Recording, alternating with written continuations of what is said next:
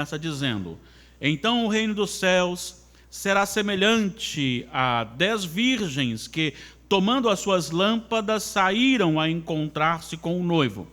5 dentre elas eram nécias e 5 prudentes.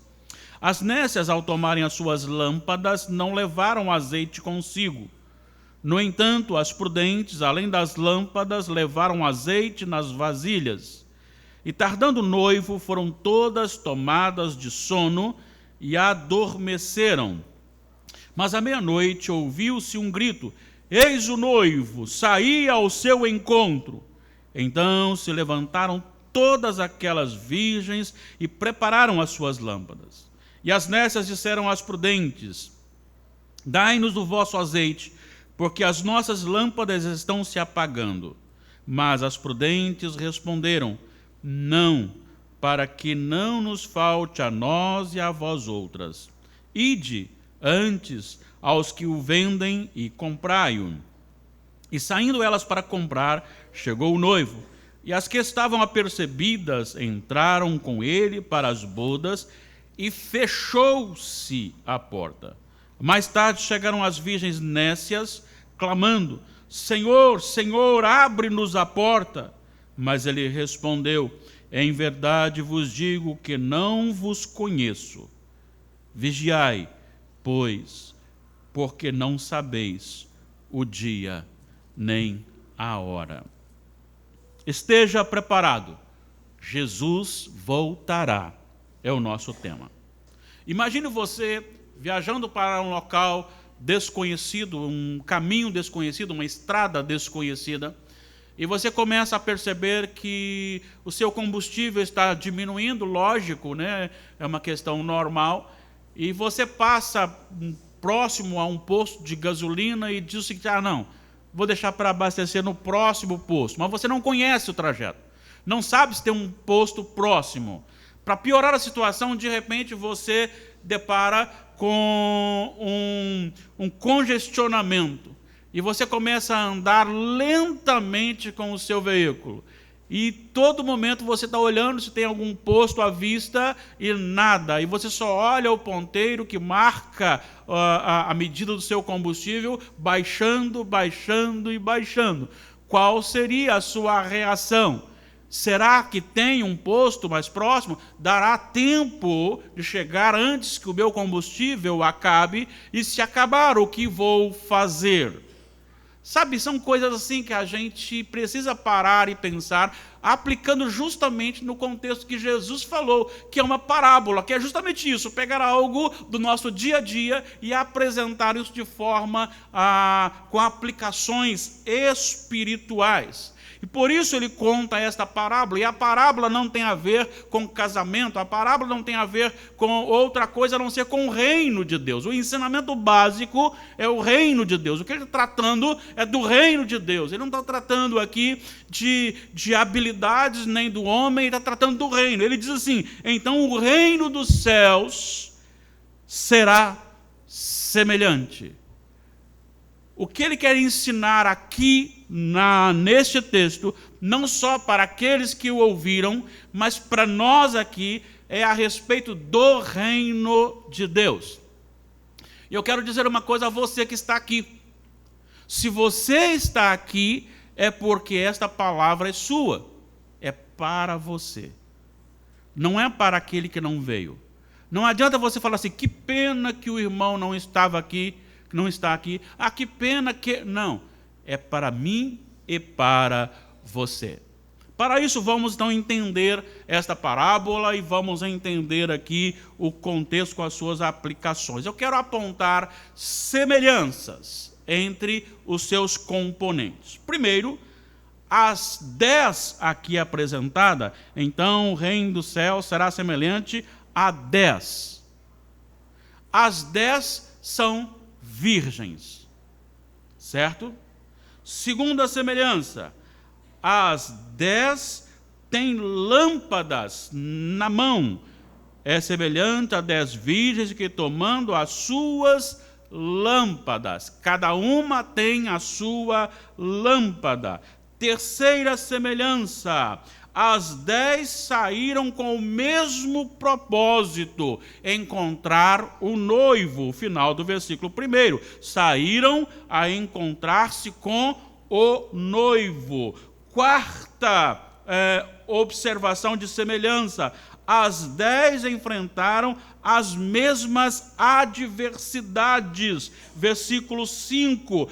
Tardando o noivo, ou seja, aquilo que aguardavam para agora só veio depois, todas elas passaram por este momento, foram todas tomadas de sono, todas elas dormiram ou adormeceram. E o versículo 7, então se levantando todas aquelas virgens, se prepararam as suas lâmpadas. Então a questão aqui é justamente relacionado a aquilo que elas enfrentaram juntas. Não é que umas receberam menos adversidade e as outras mais, mas todas elas estavam no mesmo lugar, com o mesmo propósito, tinham a mesma cara, a mesma identificação e passaram pelas mesmas dificuldades. Elas queriam a mesma coisa, que era justamente o noivo.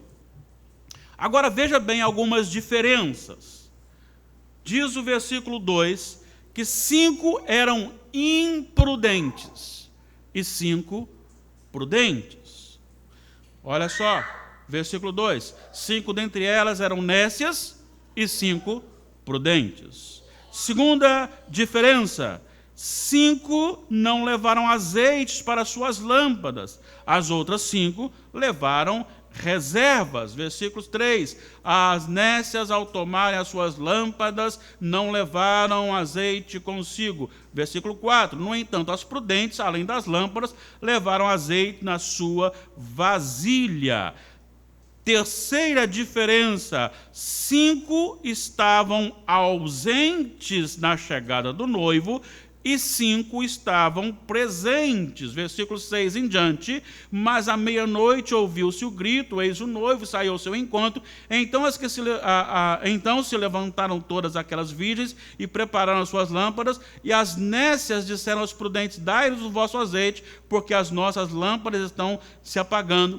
Mas as prudentes responderam: não, para que não nos falte a nós e a vós outras. Ide antes aos que o vendem e comprai-o. E saindo elas para comprar, chegou o noivo, e as que estavam apercebidas entraram com ele para as bodas, e fechou-se a porta. Mais tarde chegaram as virgens nécias, clamando: Senhor, Senhor, abre-nos a porta. Ele disse: não vos conheço. Então umas estavam presentes, as outras não. Mas também as 5 delas foram agraciadas ao entrar com o noivo. Não só não estavam juntas quando Jesus voltou, o noivo voltou, mas as 5 que estavam entraram, foram beneficiadas, enquanto as outras não entraram, ficaram do lado de fora. E esta palavra para as que ficaram de fora é muito intensa. Olha o que ele diz, versículo 12: mas ele respondeu: em verdade vos digo que não vos conheço. Não vos conheço. Então isso é muito importante a gente entender. É muito importante. O que ele está tratando aqui, ele está tratando então de um grupo com a mesma aparência, com o mesma declaração de desejo, com os mesmos princípios de estarem juntas, porém diferentes em aspectos determinantes, suficientes para separá-las no momento final. Eu quero então destacar aqui algumas lições para a nossa vida. A primeira lição que nós aprendemos nesta parábola é que não basta ser da igreja, batizado, falar como crente, até ser envolvido por coisas relacionadas ao Espírito Santo. É preciso ser nascido de novo. É preciso estar em Jesus. É preciso estar presente, não na igreja, mas ter Deus presente na vida. É preciso ser dominado pelo Senhor. É preciso ter penhorado em si o Espírito Santo. O texto lido aqui de Efésios, no final do primeiro capítulo, ele fala assim que o Espírito Santo é o penhor da nossa salvação. O que significa isso? Significa que até Jesus Cristo, até o seu nascimento, morte e ressurreição, não tínhamos o Espírito Santo continuadamente entre nós ou em nós. Mas a partir do Pentecoste, aquele que recebe a salvação passa a ter em si o Espírito Santo. E o Senhor Jesus deixou muito claro que aquele que bebe desta fonte, que é Jesus, do seu interior fluirão rios de água viva ou águas vivas.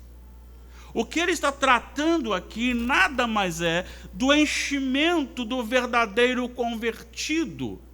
Por isso, meu amado irmão, minha amada irmã, precisamos olhar agora e refletir a nossa vida. Qual parte das virgens nós fazemos? Das prudentes ou das imprudentes?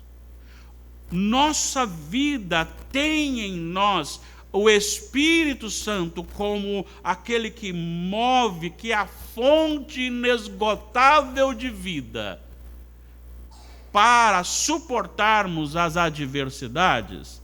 Eu realmente sou nascido de novo. Isso é muito importante porque o Senhor Jesus, quando ele responde dentro da conversa de Nicodemos, Nicodemos visita Jesus e Nicodemos dirige-se a Jesus com uma afirmação. E ele era um religioso, um piedoso, um homem da lei, um homem de destaque na religião. Mas Jesus conduz a sua conversa para um outro lado, porque Nicodemos fala assim: sabemos que tu és mestre, porque ninguém pode fazer essas coisas se Deus não estiver com ele. É uma declaração, é uma confissão, mas Jesus fala com ele o seguinte: se não nascer de novo, não pode ser salvo, não pode entrar no reino dos céus. Parece que não tem nada a ver uma coisa com a outra, mas Jesus está combatendo aqui a aparência religiosa como habilidade para a salvação. É a mesma coisa aqui. Pode ser virgem, pode ter lâmpada, pode querer o noivo, pode esperar o noivo. Mas se não tiver azeite suficiente, ou seja, transformação de vida, não pode herdar o reino dos céus. E eu quero perguntar agora a você, responda diante de Deus para você mesmo. A sua atitude aqui e fora daqui evidencia um novo nascimento, evidencia as virgens prudentes, ou evidencia virgens imprudentes. A segunda lição que tiramos desta parábola é que a caminhada cristã exige fidelidade quando tudo vai bem. Deus respondendo às nossas orações, tudo com fartura na nossa vida, mas principalmente quando o noivo parece demorar, quando a resposta não vem, quando a dor assola, quando a tribulação chega. A questão fidelidade a Deus não está condicionada ao momento da vida, às adversidades ou bonanças. A fidelidade a Deus, ela independe da crise que nós enfrentamos. Todas elas, como vimos, passaram pelas mesmas adversidades. Imagine você esperar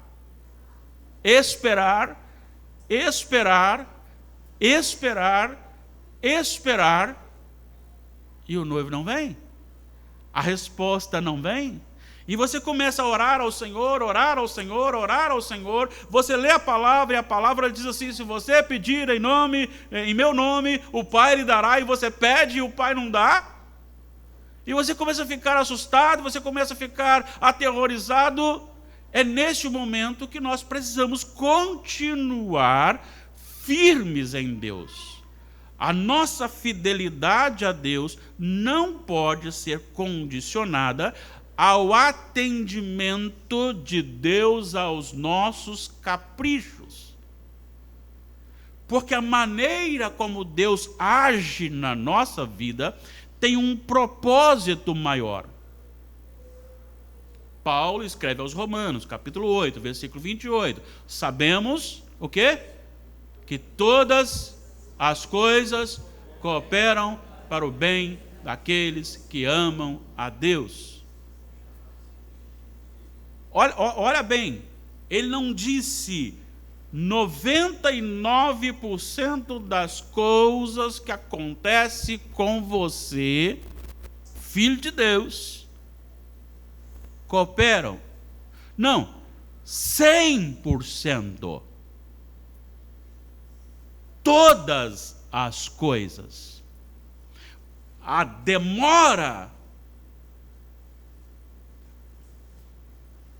é algo que faz parte do treinamento de Deus para a nossa vida. A enfermidade, quantas vezes Deus nos tira do pedestal, quando nós estamos pensando que somos alguma coisa, Ele nos tira de lá com um tratamento deste. Sabe, algo espetacular está em Filipenses capítulo 1, quando Paulo está preso. É maravilhosa essa epístola, porque Filipenses, Paulo está preso, sofrendo, e o tema da carta é a alegria. Ele está conclamando a igreja a se alegrar no Senhor. Ele não está dizendo, por favor, me ajude a me alegrar, eu estou depressivo aqui. Não, pelo contrário. Ele está dizendo, gente, vocês estão tristes demais. Se alegrem no Senhor. E ele diz assim, eu estou preso aqui por Jesus, não é por causa da autoridade, é por causa de Jesus. E eles não podem prender o Evangelho. E ele continua dizendo o seguinte, olha, eu tenho sentido que receberei do Senhor a bênção da liberdade. Porque o Espírito Santo tem colocado no meu coração e vocês, como igreja, têm orado por mim. Mas ele fala assim, no entanto, será Cristo glorificado no meu corpo, tanto na vida quanto na morte. E eu interpreto isso, uma interpretação muito pessoal minha. É como se Paulo estava dizendo assim, se o Senhor me deixar sair daqui, Ele será glorificado porque Ele me tirou daqui. Mas se eu morrer aqui, Ele será glorificado porque não me deixou negar o seu nome. É isso, é fidelidade até o final. E Jesus diz, ser fiel até a morte, dar-te-ei a coroa da vida. O crente não pode se prender a coisas pequenas, nós temos coisas superiores. No trajeto nós paramos em Ponta dos Volantes. É assim mesmo, a cidade, Ponta dos Volantes.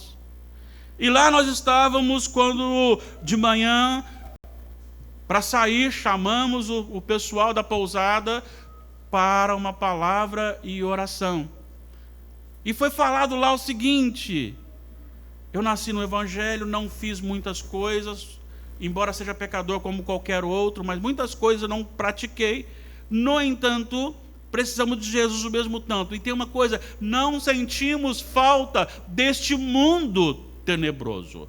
Não sentimos falta das bebedeiras, não sentimos falta das prostituições, não sentimos falta dos prazeres carnais, porque Jesus é superior a tudo isso incomparavelmente. Essa é a questão. Temos uma promessa, o noivo virá. Não precisamos de mais nada a não ser esta promessa. O noivo virá. Seja fiel ao noivo, seja fiel ao Senhor, porque independentemente do que você passa nesta vida, o noivo virá. Quando você menos esperar, quando as pessoas menos aguardarem, e tiver todo mundo brincando, ouvirá a voz: eis o noivo, sair ao seu encontro. Por isso, seja fiel. Terceira, a nossa salvação não é algo que possamos dividir com alguém que não a tem. A salvação dividida são duas almas perdidas.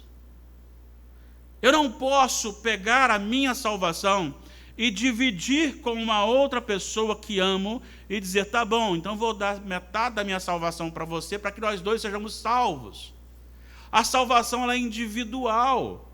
Eu não posso salvar o meu cônjuge, eu não posso salvar o meu filho, eu não posso salvar um amigo, eu não posso salvar o meu pai, eu não posso compartilhar a minha salvação. Veja bem, dá-nos do vosso azeite. Ela disse: não, porque se dermos do nosso azeite, os dois ou as duas ficam sem azeite. Então é muito importante que nós entendamos isso. Eu não posso ser salvo porque o meu cônjuge é crente. Eu não posso ser salvo porque tem um amigo muito chegado que é crente. A questão é pessoal. E Deus está falando ao seu coração hoje, aqui e agora. Você precisa tomar a sua decisão aqui e agora. O Espírito Santo diz ao seu coração nesta noite: deixe-se encher do óleo do Espírito, simbolizando aí a lamparina. Deixe-se encher do Espírito Santo do Senhor, deixe-se encher de Deus, porque este é o momento da sua vida, porque esta noite tanto pode se ouvir: eis o noivo, sair ao seu encontro, ou o Senhor pode dizer a você: acabou o seu tempo, venha para mim. E se não tivermos apercebidos, perderemos, iremos para a condenação. Então, por isso, meu amado irmão, a minha salvação não pode... Eu posso dizer para você: sim, é real, Ele é o Salvador, Ele me salvou, mas eu não posso tirar da minha salvação para oferecer a uma pessoa amada. Pense nisso. Quarto, a oportunidade de salvação encerra-se quando se ouve o grito: eis o noivo. Sair neste momento para aceitar Jesus é selar a triste situação da perdição. O que está dizendo aqui? Que se você deixar para tomar a sua decisão, quando for chamado na morte, ou quando o Senhor voltar, não dará tempo. Não dará tempo. Se você tomar uma decisão: Cristo, vou deixar que a hora que falar assim: eis o noivo, Cristo está voltando, então aí eu aceito Jesus. Não, aí não dá tempo não, porque você vai ter que buscar o seu azeite. Quando você for buscar o seu azeite, ele voltou, e quando você voltar, a porta está fechada. Então, por isso, hoje é o dia, aqui é o momento. Sabe, talvez você não tenha parado para pensar. Se você mantém a sua Bíblia aberta aí, você verá que o versículo 50 e 51 do capítulo 24 diz assim: virá o Senhor daquele servo em dia em que não o espera e em hora que não sabe, e castigá-lo-á, lançando-lhe sorte com os hipócritas. Ali haverá choro e ranger de dentes. Duas coisas: ele virá quando você menos esperar. Segunda coisa: as pessoas não têm noção do que é a condenação eterna. Porque se todos nós aqui tivéssemos noção do que é a condenação eterna, nós correríamos agora para os braços do Pai. Olha o que ele diz: choro e ranger de dentes. Choro, tudo bem, você pode chorar por uma coisa menos sofrível, mas o ranger de dente intensifica o sofrimento. O Senhor Jesus disse que aquele rico que foi condenado à perdição pediu ao pai Abraão que enviasse Lázaro, que molhasse o dedo na água e levasse para colocar na língua dele, a intensificação do sofrimento. Se você olhar Apocalipse 20, versículo 10, você encontrará ali claramente que o diabo foi lançado juntamente com a besta, juntamente com o falso profeta, no lago que há de com fogo e enxofre, e vai dizer assim: serão atormentados de dia e de noite pelos séculos dos séculos. Parece que a sociedade está adormecida, e está mesmo. E por que ela está adormecida? Olha aqui o que a palavra do Senhor nos fala, qual a razão dela estar adormecida. Olha só, 2 Coríntios 4, 4, nos quais o Deus desse século cegou o entendimento dos incrédulos, para que lhes não resplandeça a luz do evangelho da glória de Cristo, o qual é a imagem de Deus. Eles estão pensando que tudo será nesse sofrimentozinho que você passa aqui, até que o noivo apareça. E aí sim haverá a perdição e a condenação eterna, a perdição que sofrerão eternamente. Eu não desejo estar nem mesmo próximo. Tal é a intensidade daqueles que forem condenados. Você já imaginou ser esquecido por Deus? É a palavra que Jesus diz: não vos conheço. Desconhecido, afastado, sob a ira de Deus. Então, meu amado irmão, minha amada irmã, não sei como está vivendo hoje, mas o Senhor nos traz esta palavra de restauração. Hoje e aqui é o momento. Quinta lição: quem vive no meio, mas ainda não tem uma vida plena de Jesus, ficará de fora no último dia e ouvirá a expressão: não lhe conheço. Não lhe conheço. Nós já adiantamos esse ponto, já falamos bastante nesse ponto, não há necessidade de discuti-lo, mas isso é real. E você que está aqui hoje, que está me ouvindo através da transmissão, não poderá justificar ou tentar justificar, dizendo: ninguém me falou. Eu queria dizer para você o seguinte: muito mais que a dor da condenação eterna é o gozo da salvação eterna. As que estavam preparadas, prudentes, entraram com o noivo e fechou-se a porta. O que isso significa? Isso significa que haverá uma consumação. E nessa consumação, nós estaremos vedados. Lá não haverá mais aqueles que nos perseguem. Lá não haverá mais aqueles que nos atacam. Lá não haverá mais aqueles que roubam, que matam, aqueles que destroem, aqueles que lhe xingam, aqueles que lhe diminuem. Não haverá mais.